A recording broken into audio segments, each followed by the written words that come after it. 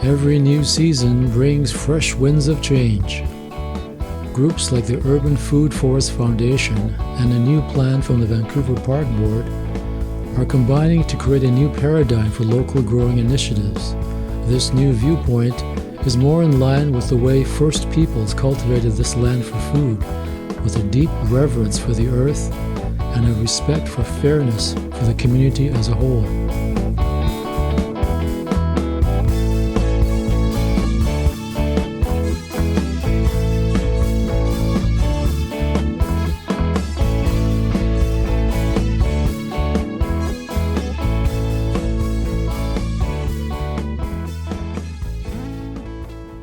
The Local Food System Action Plan update is designed to help guide the Park Board over the next 5 years in its food system work. It's really exciting and unique because this plan really focuses and centralizes decolonization, and we used a 7 generations approach to doing this plan. It was co-authored and co-managed by the Park Board's Environment, Sustainability and Planning team, as well as the Park Board's Decolonization, Arts and Culture team.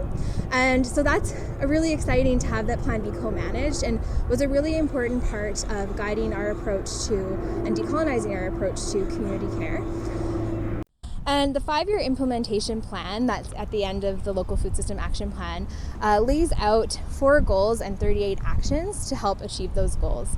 The 4 overarching goals are to center Indigenous voices in food system work to honor the teaching that food is medicine, to improve equity in Park Board food assets, services, and programs, to strengthen food partnership and collaboration to support a sustainable and just food economy, to build long-term food system resiliency, sustainability, and increase biodiversity.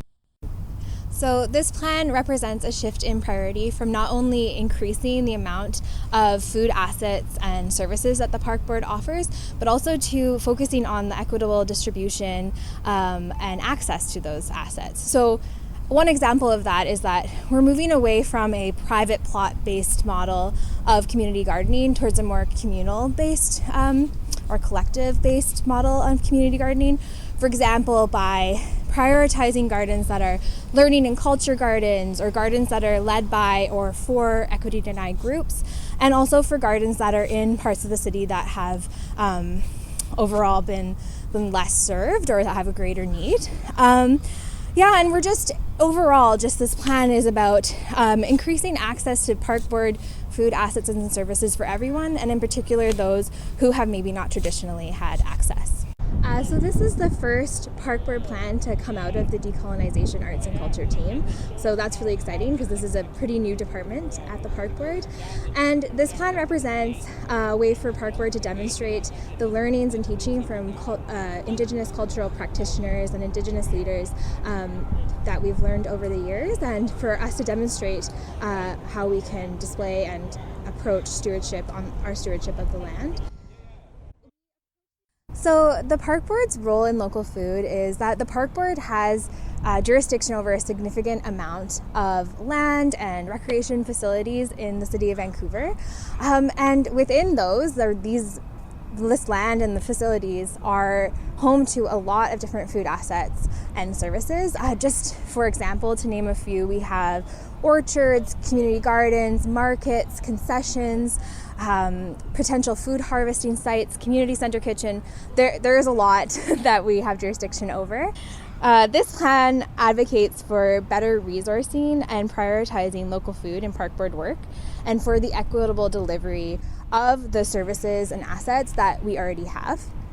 And we believe that the Park Board can strengthen and support the local food system by facilitating access and use of Park Board land and facilities for food-related initiatives rooted in reconciliation and equity. So with the approval of this plan and the implementation of the 4 goals and 38 actions within it, we really believe that the Park Board can help to foster a more just, sustainable, and decolonized local food system. And we also hope that this work can set a precedent, not only in Park Board work, but in food planning work at other levels, the municipal level, the provincial level, the federal level, and potentially even the international scale. So it's a really exciting project.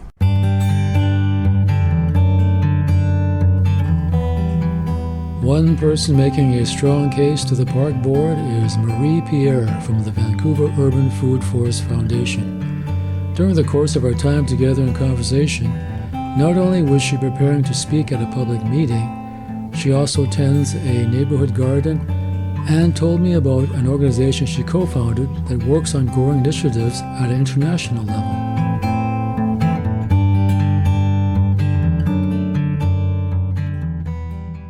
So today we're in Burrard View Park. This is the site of hopefully our future food forest. So this is part of one of the food forests we'd like to establish as our Vancouver Urban Food Forest Foundation, which is an organization that was co-founded by a whole bunch of different folks and is co-led by two Indigenous women. And so this project began as an idea for a new community garden in this area because there's only 2 in this whole area of Hastings Sunrise, of 35,000 people pretty much, and the pandemic happened and we decided to try to expedite a community garden. But in the process, we found out that collective gardening and food forests and indigenizing spaces is a lot more conducive to community building as opposed to the old allotment model. So I've been living in this neighborhood for 6 years, and that's how I got involved in urban farming and urban gardening. Actually, I steward a traffic circle garden at Wall Street in Eaton with a seed library in it, and that's what exposed me to the potential of urban agriculture to community building and social cohesion. So I got involved. I started an organization called Refarmers and went to East Africa and did projects there, and we're still working there as well. This is the Refarmers Seed Library, or the Wall Street Seed Library at Wall Street and Eaton here in Hastings Sunrise. And I started the seed library in April 2020 at the beginning of the pandemic when I saw that a lot of new people were starting to garden and I had an excess of seeds. So I've been stewarding this traffic circle for 6 years, and I thought, I'll just put a little box here with some seeds. It's had many different iterations. This is brand new for this year. Got, different stuff. People leave seeds, and the idea of a seed library is you borrow seeds, you plant them, and then you grow them out, and you return them later. But I thought for new gardeners, it might just be easier to offer free seeds and hope that they'll come back in the future. And it's been working really well for our neighborhood. Everybody's using this tiny little landmark here, and it's such a great boost to our urban agriculture here in our little neighborhood. So this traffic circle is part of the re-indigenizing that we're doing with the Refarmers, and there's a lot of Indigenous plants. A lot of stuff was already here when I started stewarding this traffic circle, but I've wanted to really bring back a lot of native plants that would have been here growing for millennia, stewarded by the Coast Salish nations. This is an evergreen huckleberry. There's these native strawberries here.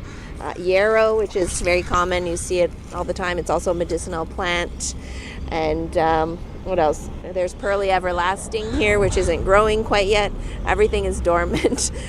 Most of it is dormant right now. Oh, there's also Camas growing, which was eaten. The bulb was actually eaten.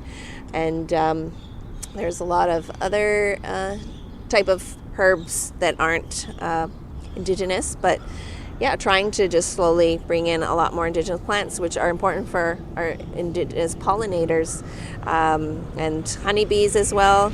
So you see there's some daffodils here that are already growing that I didn't put here. I like to think that the squirrels came and buried them, but in February they're already blooming, and this is a little permaculture oasis. You can't tell right now, but it has such a diverse amount of foods and plants, and it's really amazing for the community to see that this is possible in such a small space. So our Vancouver Urban Food Forest project has been through a lot of challenges and successes over the past about 2 years that we've been working on it, and it faced a lot of opposition from the close by neighbors. It was slated for Burrard View Park, and we are happy to say, though, that last night the project was approved by the Vancouver Park Board after 2 nights of deliberation and speakers and 8 hours of meeting, which is unusually heard of for a project like this. But it really shows the political significance of this project, which has underlying roots in food justice, Indigenous food sovereignty, and really has the power to affect and deep systemic change. And during the process, a lot of the close neighbors focused only on the site, the location where supposedly this food forest was going to be taking away play area for children, which is not at all the case. It will be sharing the area with a field that's adjacent, and it really just brought out the deep-rooted issues that exist in Vancouver in terms of classism and socioeconomic differences between people who live very near each other. And this is the case with this park, and having this project in the park will really help to create healing for neighbors and a gathering place where people can maybe work out those differences in the garden on a level of enjoyment, as opposed to facing these deep-rooted challenges head-on. We can really kind of start to engage in change in a good way with our Indigenous partners and all the multicultures in this neighborhood and the foods that they like to grow. So the food forest itself will be comprised of many layers. It actually mimics like a forest ecosystem. So there's a tree layer and shrubs and understory and herbs and an annual garden beds as well. And the thing is, with a food forest, at the beginning, when we first plant it, will look much different than in 10 years or 5 years when the trees start producing, up to 30 or 50 years when some of these trees will stop producing and the canopy gets bigger. So it's an ever-evolving system.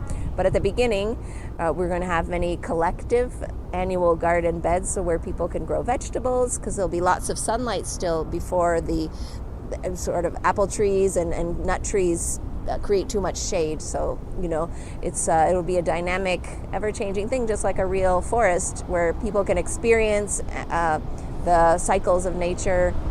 And it's also a gathering place where we're going to be having loads of workshops and connection to nature and land-based learning from our Indigenous partners. And as well, we're also going to have a medicine wheel garden with medicinal plants that are used traditionally by host nations and also other Indigenous nations. We're going to have pollinator meadows that can attract all the bees and pollinators that we need to make the food. So, and all of this will have educational signage and opportunities for the community to come contribute and let us know or participate and grow the things that they want to grow, host the workshops that they want to host, gather the way that they want to gather. It's not about us and what we want. So it'll be really, we actually don't even know what it will turn into. We have ideas, but we'll see what the community wants as well. Advocacy and planning at the municipal level is making a strong impact in our neighborhoods. Next time, we'll look at how education and practical information sharing is also changing the landscape of our community growing initiatives.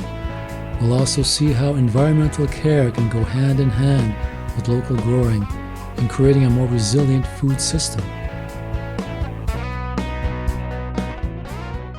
When the time comes to fly away with you, there won't be that much to do but hear your siren song and taste the nectar all summer long. Lying here with you